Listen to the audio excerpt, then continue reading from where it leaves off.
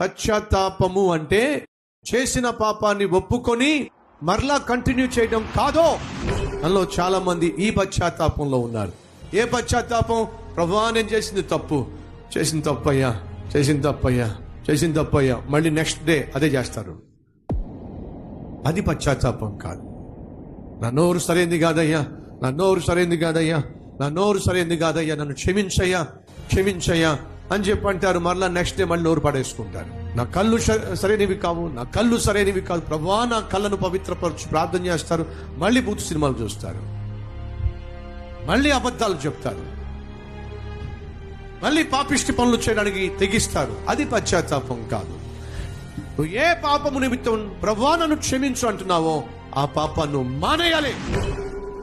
ఏ తప్పైతే చేస్తూ దేవుని దగ్గరకు వచ్చి నేను చేసింది తప్పు అని చెప్తున్నావో ఆ తప్పు చేయడం మానేసేయాలి.